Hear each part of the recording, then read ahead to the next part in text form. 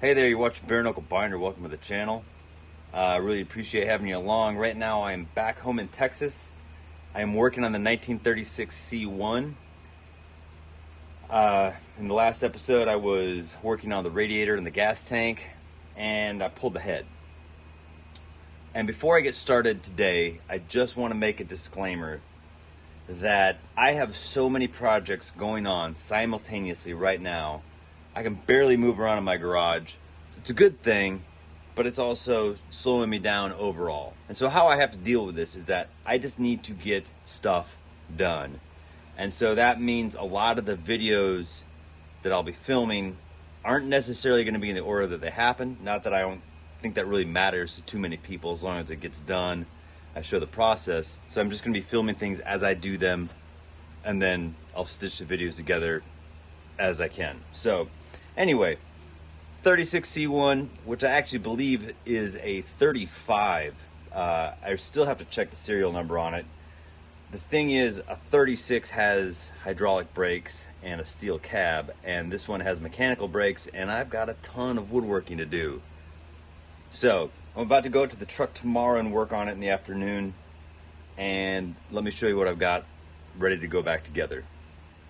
All right, try to excuse the messy workbench, but this is the head for the C1. This is a green diamond head. The C1 came with an HD 213. This is a GRD 214. There's differences in the motors, but they're essentially the same thing. In the first video, I talked about the truck being titled as a 36. Like I just said, I believe it was a 35. We looked at the casting code on the motor, and it was a 41.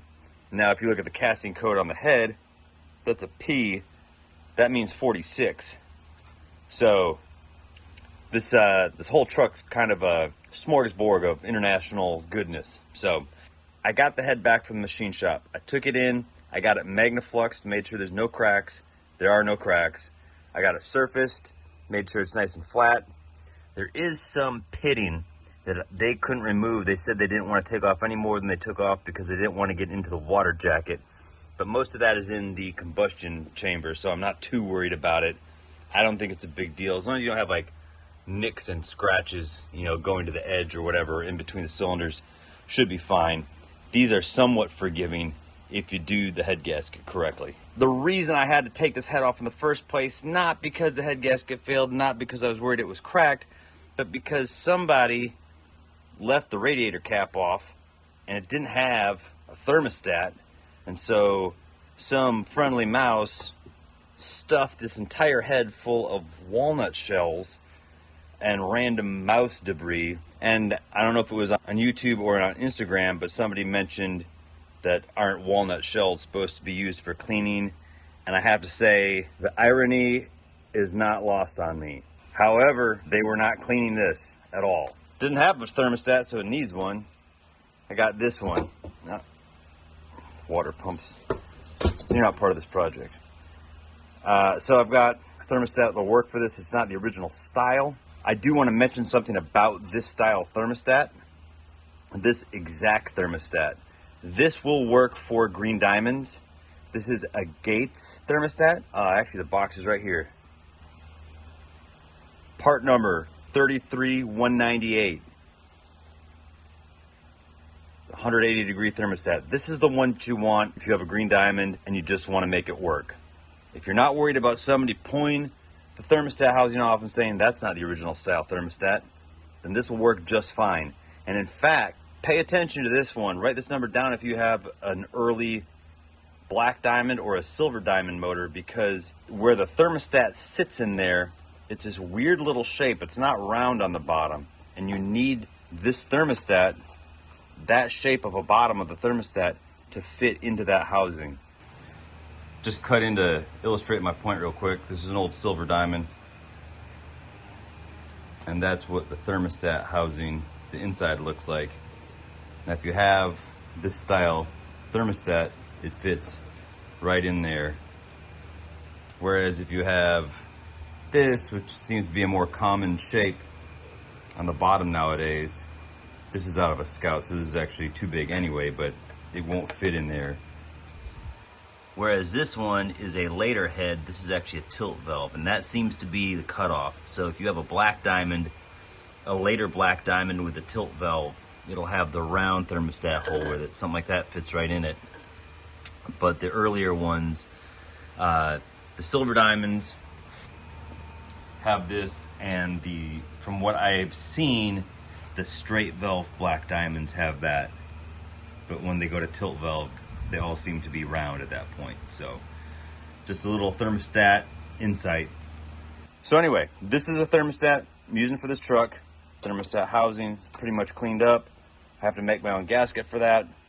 I have 21 grade 8 head bolts. The Green Diamond parts catalog, it just calls for grade 5 bolts for head bolts. They don't have special stretchy bolts, it's just bolts. That said, I have used grade 5 bolts to rebuild a Green Diamond before, and just torquing them down, modern day grade 5 bolts. I don't know if I got a bad one or they're all not so great anymore, but I busted one. And let me tell you, that was a stressful day.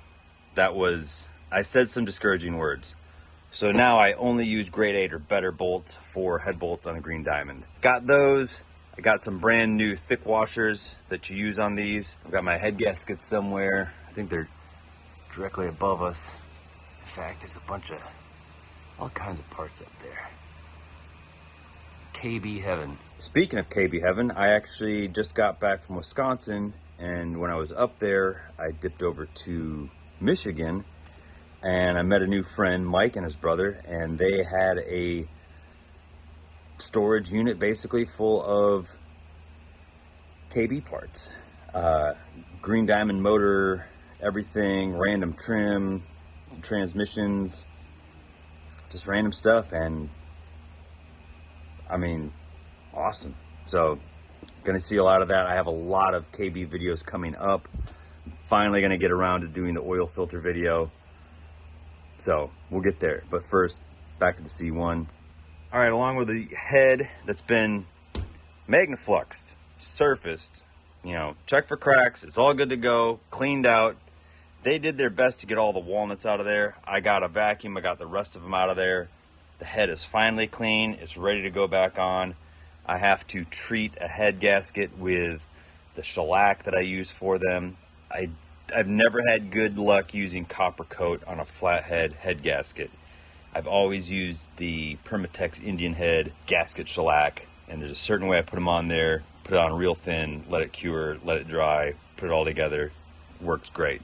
So besides all that, the block still has walnut shells in it, so I'm going to pop freeze plugs and pull the water pump. I got these new old stock convex or concave, I guess it depends which way you look at it, freeze plugs to replace 5 of the freeze plugs on the Green Diamond motor. The Green Diamond motor has 6 freeze plugs. See that? There's my extra finger in there. 6 freeze plugs. 5 of them are 2-inch, 1 is a 1 3/4 inch. I'm going out there tomorrow with my air compressor. Hopefully I can blow some of these walnut pieces and mouse debris out. I'm also taking my Milwaukee vacuum. By the end of the day tomorrow, I should have the motor back together, sans radiator. The radiators, I still need to solder that all back together. But speaking of the radiator and the gas tank, let's take a look at that. But first, these boxes came today. So expect some righteous Farmall tractor content coming soon. So the sodium hydroxide has been in the tank longer than I was expecting. It's probably been here about 3 days actually now. It's all right for this to stay in here a little bit longer, especially since I'm about to cut it open and do all kinds of repairs. However, when you do like the hydrochloric acid, you don't want it to sit in there so long. So regardless, I'm about to dump this first rinse of sodium hydroxide out. Not sure how it's gonna look. I'm gonna slosh it around a few more times, then run it into this bucket and that bucket. I don't wanna get a bucket too full. If you remember when I filled this up, I put about 5 gallons of hot water into it, then added the sodium hydroxide. So it's gonna have at least that amount of fluid that I put in, then all the stuff that is getting out of it. So with all that, I would say it's probably gonna be about 5 gallons volume wise, 5 to 6. I like to fill buckets half full with this, and then when I do the hydrochloric acid, I'll put that dilution into the half full buckets because the two of them neutralize each other. So, a little bit of chemistry I learned from Alex, but yeah, let's get this thing sloshed and emptied.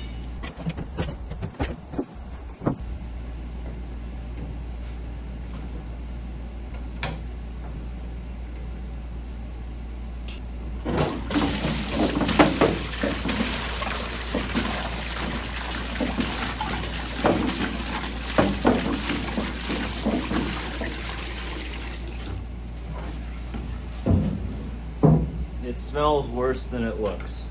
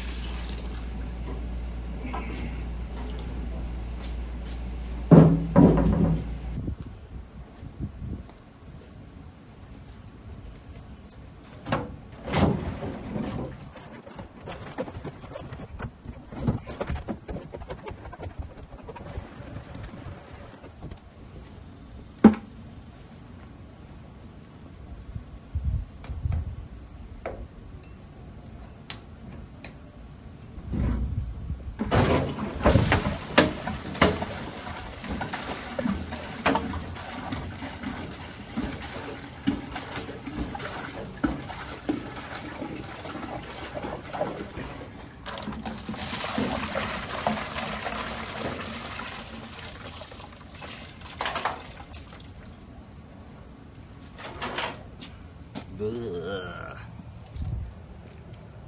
Little bucket. All right, I'm gonna go through and rinse this with a hose, get some more residue out of it, and then I think I'm gonna cut this thing open.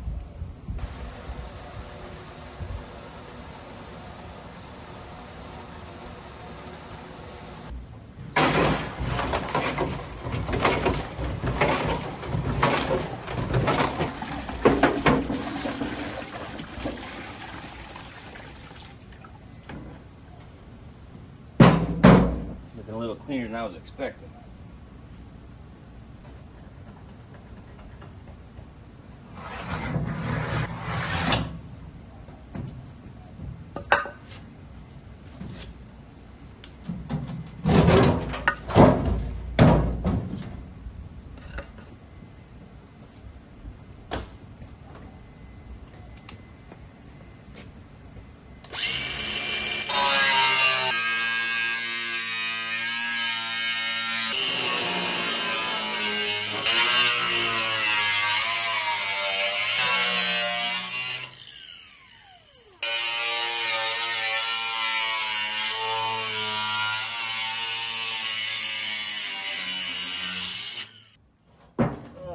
I have smelled better.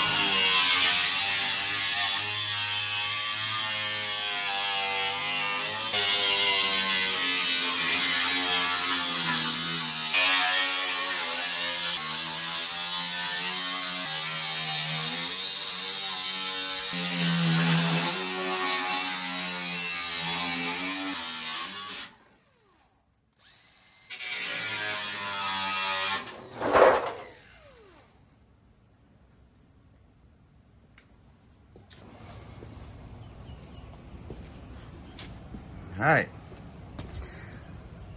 So this is what we're working with.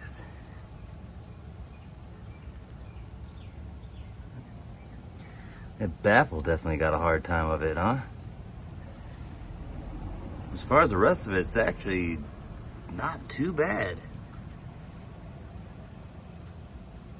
I put that chain in there to help rattle some stuff loose, but now that I've got it all apart, I can go through here with a wire brush, all kinds of stuff, and just really clean this out as much as I can, and then get in here with the body hammers and start working this tank out. The neighbors are gonna hate the next couple weeks, banging on this thing at all hours of the night, but they'll get over it. In the last video, when I started working on the radiator, I mentioned briefly using a fin rake to try to straighten out some of these bent fins. However, on this one, it's not really working that well for two reasons. One reason being the fin rake that I have has a 12 fin per inch side, and this is 6 fins per inch, and it's just not stout enough to drag over. Also, these are so brittle that they really need a lot of support. That's where this comes in. This is like a true needle nose pliers. It's very, very thin, and you can just kind of, you get in there, it gives it more support all the way around, so that when you start straightening it out, you know, it's not putting a bunch of undue pressure on something that isn't supported. So I have to go through this whole thing and do what I just did on one of them to pretty much all of them. So we're gonna time lapse this one.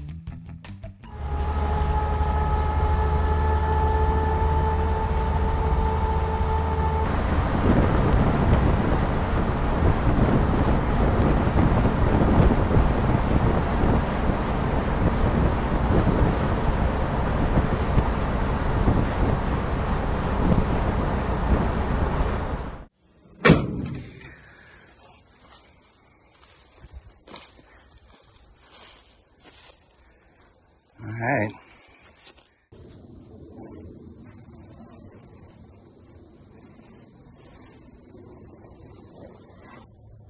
All right, I'm gonna take the freeze plugs out first. However, I just want to point out that this engine head, it's got some flash rust on it. I sprayed some Freol on it the other day just to kind of keep that under control. This flash rust right here, that doesn't really matter. That'll go away. I'm gonna clean up the whole top of this block anyway, so none of that will matter either. Before I get into the freeze plugs, I want to pull this water pump out of the way, and then I can flop the generator down. It'll help me get in with these freeze plugs. I'll have to pull that vacuum line. These freeze plugs are pretty crusty, so I'm going to heat them up, and then I'm actually going to use a screw and my slide hammer to try to pull those out of there a little easier. So first things first, get that water pump out of there.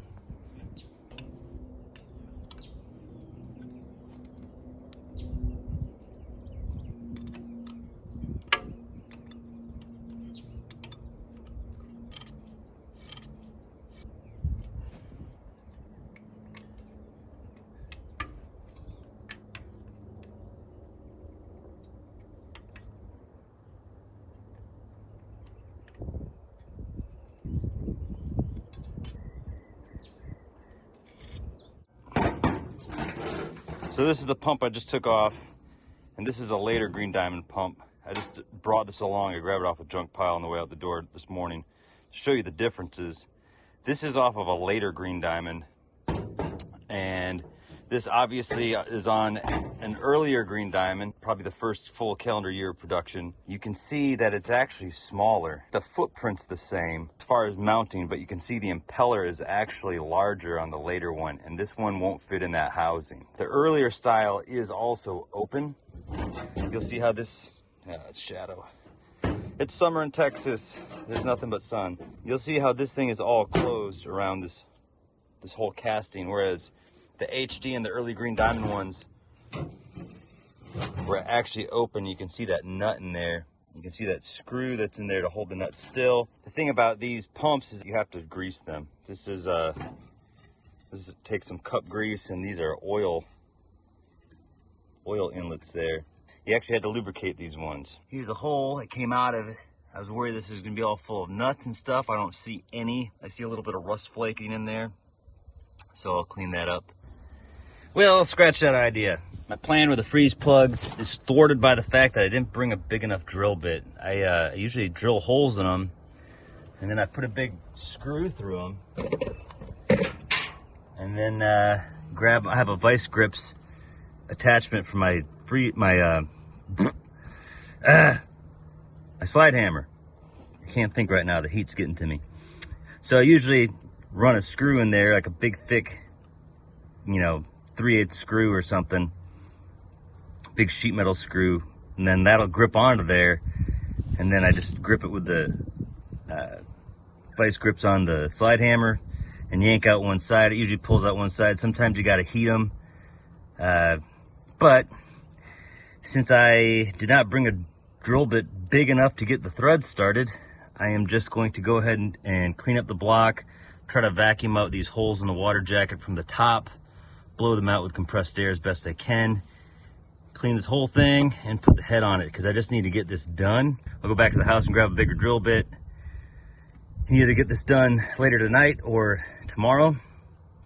Get these things popped in there. At the same time tomorrow, I think I can get this water pump put in there. In the meantime, my main goal is to get this head on here, get this all cleaned up, get these holes cleaned out as much as I can, and then once that head's on there, get it all torqued down, and that's a big step forward on this thing. So, and also I mentioned the flash rust.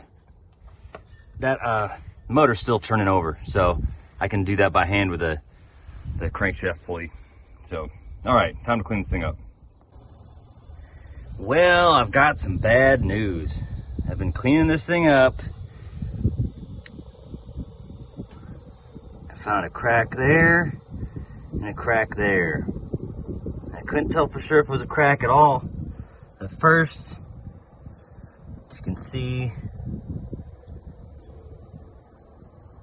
coming down into that cylinder. Son of a gun.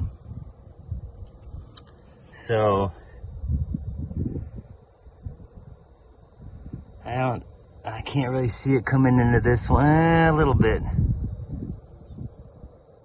there. Oh, crack block.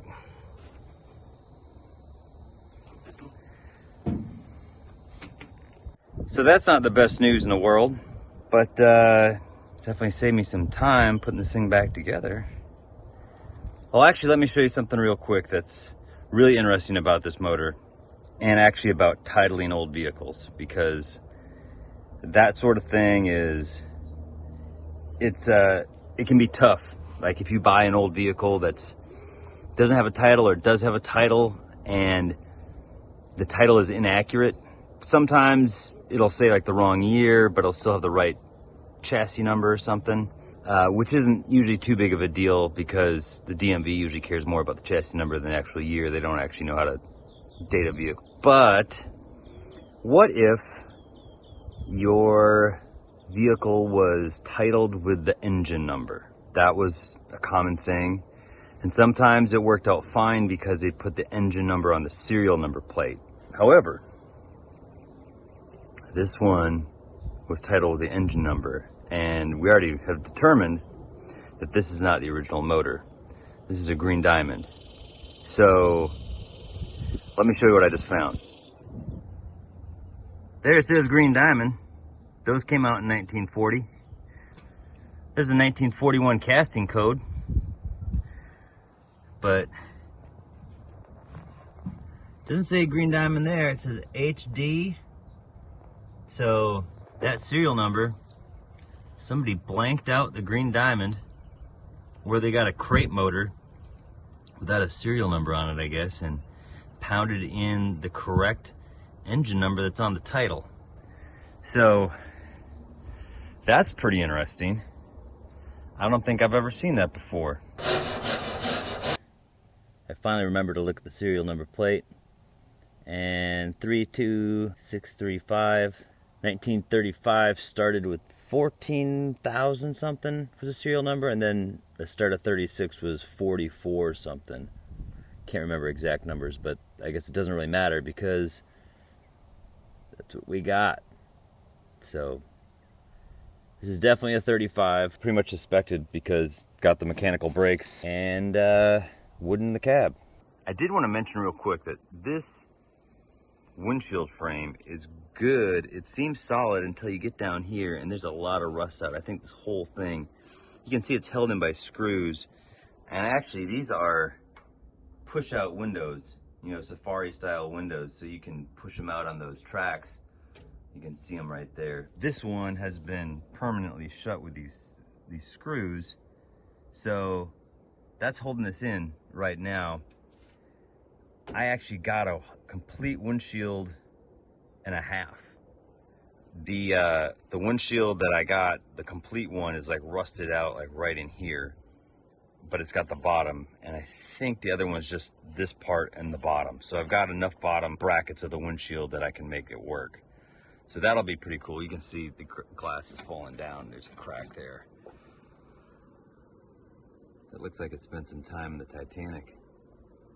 Honestly, this looks like it's been painted over at one point, because I think it looks like there's some green on this screw. I don't believe that's factory. But either way, super cool. Oh, before we get too far into everything else, check out these. All 5 original spoke wheels,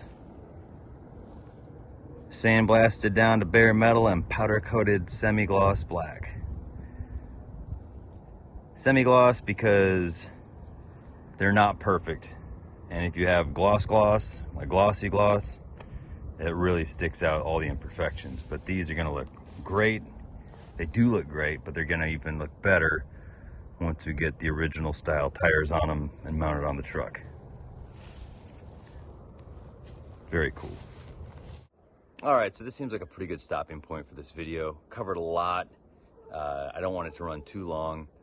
However, I figured I'll just run over a few ideas that are in my head right now for this motor. The motor's got to come out sooner or later. The question is, where is it going to come out? It could come out here in the field. However, it'd be much better and easier to take it out in my garage. You know, one for cleanliness. There's a lot of dust and random bugs and stuff flying around out here. There's slightly less of that in my garage. And a motor hoist rolls a lot easier on concrete than it does in the dirt, believe it or not. Beyond that, though, the motor itself, the question is how to get it in the garage. What I'm kind of leaning towards right now is just coating up a head gasket, a used one, cleaning one up, coating it with the shellac, putting this motor together, and driving this thing either onto a trailer, trucking it to my house, and then driving it off the trailer and into my garage, or just driving it like the 10 miles from here to my house. At that point, you know, I'm expecting to see milkshake in the oil. So let's talk about the motor out of the truck. I talked to Isaac, IC Weld, and he's got a really cool technique that he's excited to try. I don't think he's ever done it before, but he's excited to try it. He was explaining it to me, you know, educating me about it, and it sounds really cool. And we've got a few things in my stable of broken junk that we can try it on. So we were talking about doing a possible collaboration of him fixing some of my old cast iron stuff that's cracked. That will be down the road, maybe in the next month or so. So there's a possibility of, repairing it like that. The most likely solution for this would be to, braze it, weld it, fix it, however, and then bore it out and sleeve it. Boring it and sleeving it, putting a sleeve in there, will just completely remove that crack from the cylinder, which is what you want. Obviously, there's a cost involved in that, but I'm not working on this truck to save money, so I think this truck is worth it. I think the motor's worth it. I think the motor is really cool. I think keeping this truck and its history together at this point, I don't have to do that, but I think that's one of the things that makes these things so cool. That said, I have people, comment on my page all the time of what I should do with my projects, and I should do this, I should do that, I should, dump a Cummins or a Duramax or something in my trucks, and an Allison transmission or something. And I'm never gonna look down on anybody else's vision for their stuff. I know my vision for this stuff is not everybody's vision, but I think what I'm doing with Old Internationals is cool enough that it stands on its own. I think that mostly original but still functional and reliable is definitely a cool thing to pursue. I like original motors and transmissions, pizza cutter bias plies, the whole 9 yards. But build your truck how you want to, that's the cool part. But I think that it's important for, like this truck, for example, I don't, to me, in my taste, I think it would be almost sacrilegious to make this into a street rod or something. I think that someone out there has got to keep these things mostly original, kind of like how they left the factory as much as you can, or at least, mostly original, and retaining some of their scars, because the number of these in original condition is getting smaller and smaller every day. And so, and that's just how I like them, just how I like to drive them. And it's odd because I don't really feel like I have to justify it, but I get a lot of comments, so I gotta say that real quick. But anyway, so that said, I want to keep the original motor. As far as a green diamond to put in the meantime, I have several green diamonds. I'm sure I can get one to be a runner easily, stuff it in here, and at least have this thing mobile, reliably, until I can get the original motor completely gone through, sleeved, no cracks, and back in the truck. So there's that. So other than that, I guess thanks for watching. Like and subscribe if you haven't already, and I'll see you in the next video.